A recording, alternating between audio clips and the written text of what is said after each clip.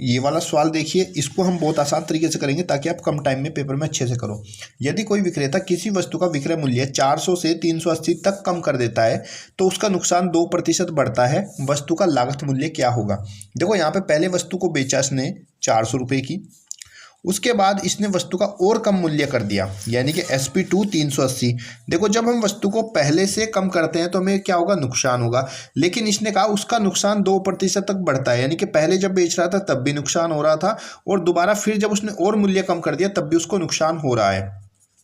तो उस वस्तु का कॉस्ट प्राइस क्या था। तो आपको बहुत सिंपल सा तरीका है, क्या करना है, दोनों सेलिंग प्राइस होंगे जिसमें उसने बेचा और बाद में बेचा, दोनों का अंतर, दोनों सेलिंग प्राइस को आपको आपस में माइनस कर देना है और डिवाइड करेंगे जितने प्रतिशत का नुकसान बढ़ता है, डिवाइड बाय 2 और इंटू 100 कर दोगे तो आपका क्रय मूल्य आ जाएगा।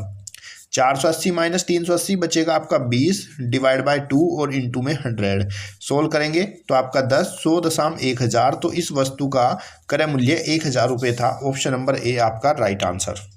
अगर वस्तु में ये होता कि पहले वस्तु पर लाभ हो रही थी और बाद में वस्तु को कम करने पर हानि होने लगी, तो ऐसी कंडीशन में दोनों सेलिंग प्राइस को हम प्लस कर देते और डिवाइड बाय जितना भी हमारा लाभ हानि प्रतिशत बढ़ता या घटता उससे डिवाइड इंटू 100 कर देते, तब हमारा आंसर आ जाता। कमेंट बॉक्स में बताओ मुझे क्वेश्चन समझ में आया कि नहीं।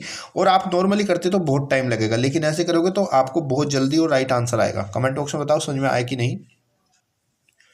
एक ये सवाल है, एक संख्या दूसरी संख्या से 5 अधिक है, संख्याओं का योग 19 है, तो छोटी संख्या ज्ञात कीजिए। अगर आपको छोटी संख्या बतानी है तो छोटी संख्या के लिए आपको क्या करना है, दोनों संख्याओं का ये जो योग दिया हुआ है और संख्या जितनी अधिक है इन दोनों को आपस में माइनस करेंगे। संख्या का योग है 19 और कितनी अधिक है 5, और इसको 2 से भाग कर देंगे। 19 में से 5 गया आपका 14 हो जाएगा और डिवाइड बाय 2 इसे कैंसिल करेंगे 7, तो छोटी संख्या आपकी 7 हो जाएगी।